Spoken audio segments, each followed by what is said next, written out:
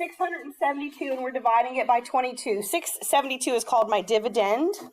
22 is my divisor. Okay, so the divisor goes on the outside and the dividend, the 672, goes on the inside.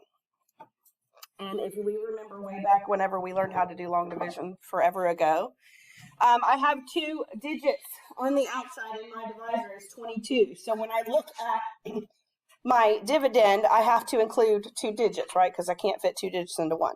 So we're going to start with the 67, and we're going to ask ourselves, how many times does 22 fit into 67? 3. And where do I put that 3? Over the 7 at the top, okay? What's my next step? Where'd you get 66 from? You're right. I just trying to remember the steps. We multiply 3 times 22, right? Okay, so yeah, 3 times 22, the top part times the divisor, gives me 66. Then what do? We subtract.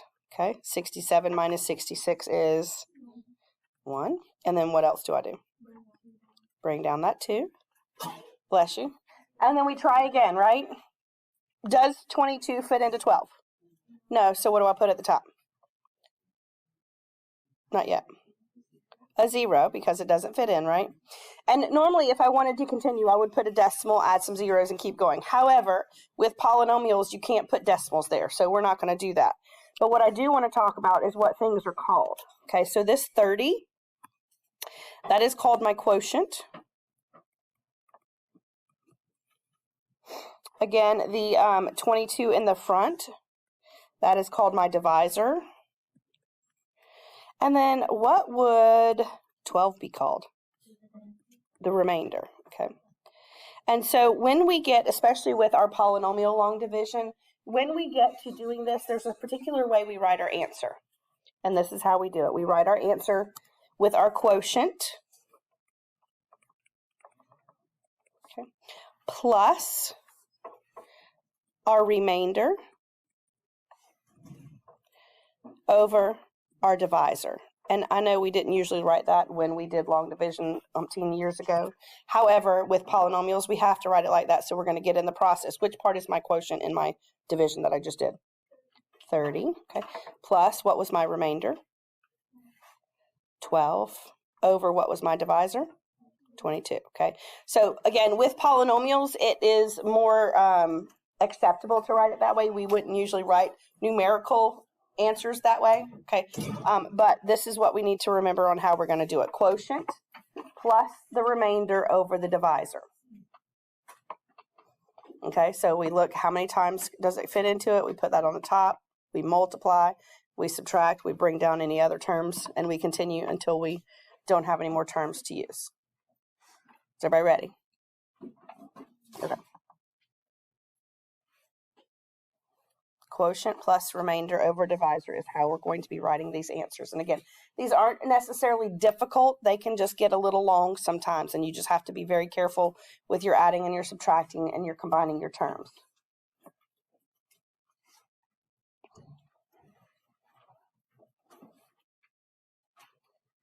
Okay, so here's the first one we're going to do. If you will take a minute and write that down. Bless you.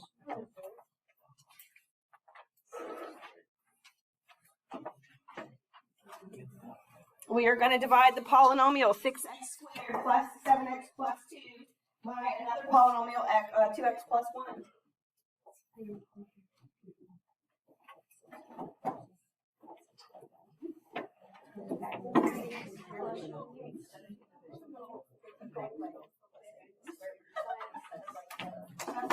Are you ready? Which one of these is my divisor? 2x plus 1, okay? Now, there is one thing that before we start to set this up as a division problem is we need to check and make sure we have a placeholder for every degree of our variable. Meaning, if I start with an x to the third, I have to have an x squared, I have to have an x to the first, and I have to have a constant that doesn't have an x with it. Because if we're missing a position, we have to put in a placeholder. What's the highest degree in my dividend?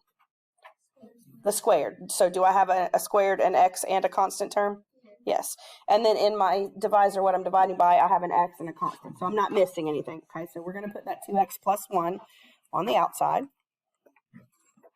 And then 6x squared plus 7x plus 2 on the inside. So go ahead and set that up.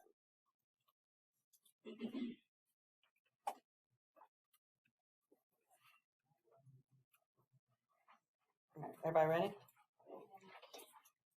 Now, with the numbers, it was easy for me to look at 22 and see how many times it fit into 66. It's not so easy when I have a bunch of variables in there, is it? So here's what we do, and if I weren't doing it on the tablet to record, then I would show you with my fingers, but I like to use my fingers, but we're focused on the first terms only, okay? The first term of my divisor and the first term of my dividend.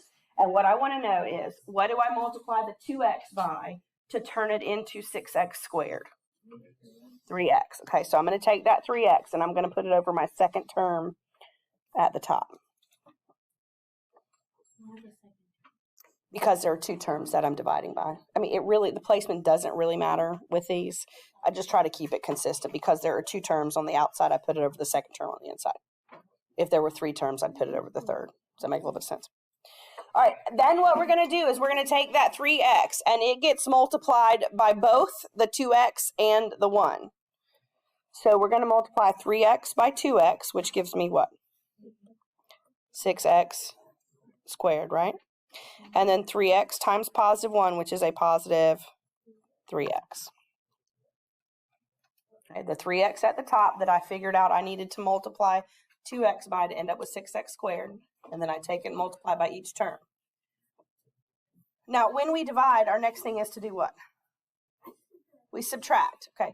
But here, there are multiple terms, and if you just think about subtracting, sometimes we forget to do every term. So this is what I say instead. And instead of subtracting, I'm going to say we're going to draw our line and change every sign. And what I mean by that is this. I'm going to draw my line under it. I'm going to change the sign of every term that I just got. So that 6x is going to turn to a negative, and that 3x is going to turn to a negative. Okay, if you don't want to do it on top of it, maybe do it above it. Like with that 3x particularly, I would probably put it above it. Okay, draw the line, change every sign. That's what subtracting is. Once you change every sign, then we're just going to add straight down. Those first two terms should always cancel out. Does 6x squared cancel with a negative 6x squared? Yes, okay. All right, then I'm going to combine my 7x and my negative 3. What is a positive 7x and a negative 3x going to give me? 4x. What do you think I should do next? Bring down that 2. And I have to bring the sign with it, so I'm going to bring it down as a plus 2. Is everybody okay so far? All right, we're going to repeat the process. First terms only again. I'm looking at 2x, but this time I'm looking at 4x. What do I multiply 2x by to turn it to 4x? Positive or negative 2? Positive. So I'm going to put a plus 2 behind that 3x.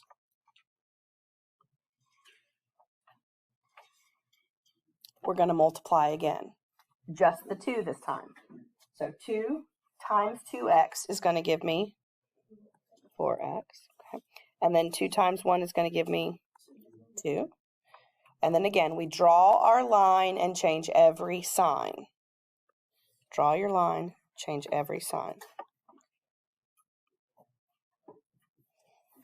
The 4x's should cancel, do they? Okay. And what is a positive 2 and a negative 2 going to give me? 0. So do I have a remainder in this case? No. So if I don't have a remainder, then my answer is just my quotient. The stuff at the top, the 3x plus 2. If I had a remainder, then I would do plus my remainder over my divisor.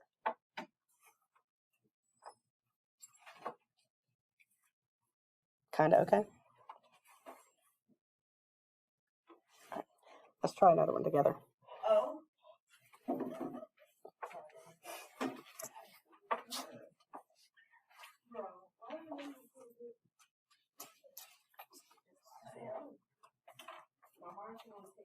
Okay, go ahead and set it up.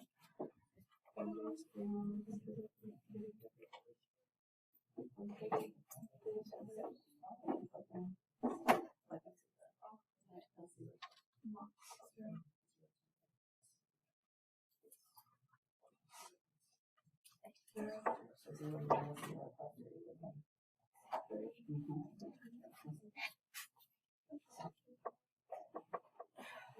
right, we're setting it up. Are we missing any positions? No. Okay, so we don't have to worry about any placeholders.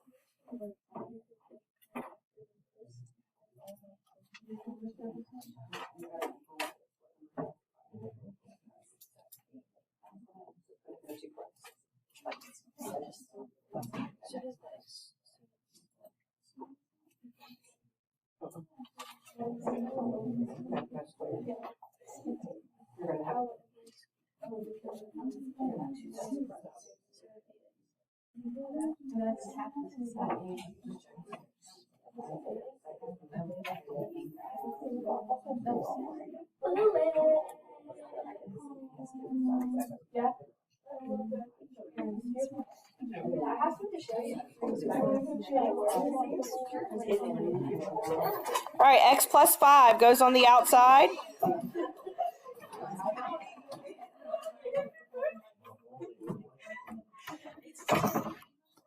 Are we ready? First, terms only. What do I multiply x by to turn it into 4x squared? 4x, okay, so that goes at the top. And then we're going to multiply. 4x times x is 4x squared. 4x times positive 5 is a positive 20x. So far, so good? Draw the line. Change every sign. Do my x squareds cancel like they're supposed to? Yes. What is a positive 23x and a negative 20x going to give me? 3x. And then I'm going to bring that 16 down, but I'm bringing it down as a negative. And then we go back to first terms only. What do I multiply x by to turn it into 3x? Positive or negative? Okay, so I'm going to put plus 3 at the top. If it were a negative, I'd put a minus 3. And then I'm going to multiply again. That 3 times x is 3x. And 3 times 5 is 15. Again, we're going to draw our line and change every sign. Do my x's cancel like they're supposed to? Yes. What does negative 16 and negative 15 give me? Okay. So this time I have a remainder, right? Okay. Here's how we write our answer. We take our quotient, the stuff at the top, the 4x plus 3. Plus, now I usually, just because I'm in the habit of it, I put plus regardless. If your remainder happens to be negative, you could obviously put a negative instead, but I usually put plus a negative. All right, then it's going to go my remainder, which is negative 31, over, what is my divisor here? X plus 5, yep. Okay. Now, again, you could write that as 4x plus 3 and then minus 31 over x plus 5. I just am in the habit of keeping it plus my remainder over my divisor, no matter what kind of number my remainder is. And so that's how you're going to write your answer when you have a remainder. Is everybody okay there? All right, try this one by yourself. All right, so my x minus 7 goes on the outside. 3x squared minus 29x plus 56. Again, first terms only. What do I multiply x by to turn it into 3x squared? Okay. And then that's going to give me 3x squared minus 21x, correct? Then we're going to draw our line and change every sign so that negative 21x turns to a positive. My x squareds cancel. Here's where you have to be careful. If you make a mistake adding, that's going to throw off the rest of the problem. What is negative 29 plus 21? Negative 8. Okay, I'm going to bring down that plus 56. And then we're looking at first terms again. What do I multiply x by to turn it into a negative 8x? Okay, so I'm going to put a minus 8 at the top. When I multiply, that gives me negative 8x plus 56. And then I'm going to draw my line and change my signs. Do I have a remainder in this one? No. Okay, so my answer is just going to be 3x minus 8. See, it's not that bad, right? All right, I want you to try one more before we get into one where we have to do a placeholder. Okay, try that one.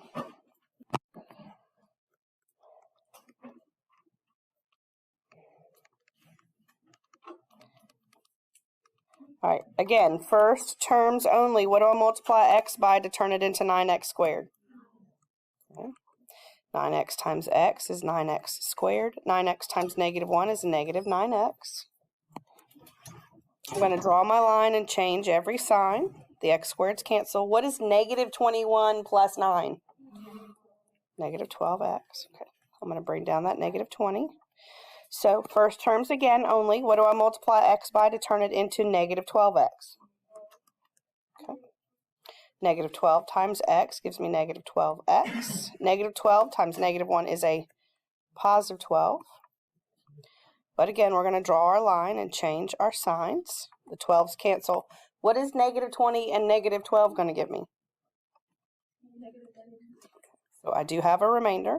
So again, it is my quotient, 9x minus 12. Either plus a negative or just minus. Again, I just am in the habit of writing it as plus a negative over our divisor. But again, you can write that as a minus 32 over x minus 1 if you would like. Everybody okay with those? All right, we got one more. We're going to work through this one together because it's a little bit longer, but also we have to fill in a missing spot.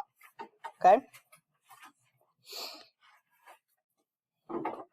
Take a minute, write it down, then we'll talk about setting it up. It is a bigger polynomial. That doesn't mean it's harder. It just might take a little bit longer to do.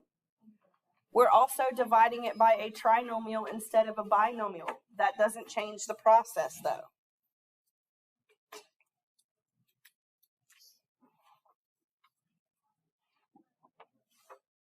I have 4x to the fourth minus 2x to the third minus 3x minus 9.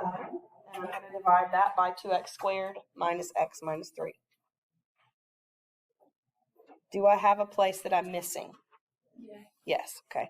And that is in my dividend. So in my divisor, nothing's going to change. I'm going to put my 2x squared minus x minus 3. But when I write my dividend, I have an x to the fourth. I have an x to the third. What position do I not have? X squared. And what number is a placeholder? 0, right? So what I'm going to do is where an x squared should be, I'm just going to put plus a 0x squared. You could put minus 0x squared if you want to. It doesn't really matter. And then a negative 3x and a negative 9. If I don't put in my placeholder, my like terms are not going to line up and I won't be able to add them together. Is everybody okay? Process is exactly the same. We're going to start with the first terms only. What do I multiply 2x squared by to turn it into 4x to the fourth? Okay. Now, do you notice there are 3 terms that I'm dividing? Okay, I'm going to put my 2x squared on top of the third term. Okay, the other time we only had 2 terms, so that's why we put it on top of the second one. Here we're doing it on top of the third. And then we multiply, just like we multiply every other time. That 2x squared is going to get multiplied by the 2x squared, the negative x, and the negative 3. So that is going to be 4x to the fourth minus 2x to the third minus 6x squared.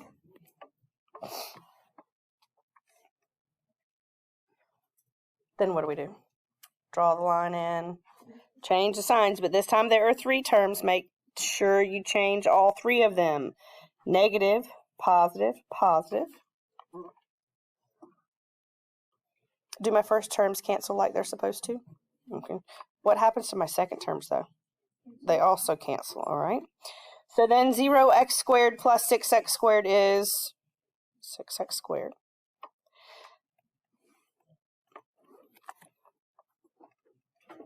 Supposed to be, there we go. Can I keep going the way it looks right now? How many terms are in my divisor? 3. How many terms do I have under my little bar? 2. Can I take 3 terms and divide it into 2? No. So what do you think I might need to do before I keep going? bring down that 9, yeah. And the reason I had to do that is because my second term canceled as well. If that second term had not have canceled, I would have just brought down the 3x and kept going, okay? But because that second term canceled, I have to have 3 terms in order for 3 terms to fit in. And then we're going to repeat the process. What do I multiply 2x squared by to get 6x squared? Plus or minus? Plus, okay? So we're going to multiply, that is 6x squared minus 3x minus 9. And then I'm drawing my line and changing every sign. Do I have a remainder here? No. Okay, that all cancels out. So this time my answer is just the quotient, 2x squared plus 3. And you do not need placeholders in your answer, only to work the problem out.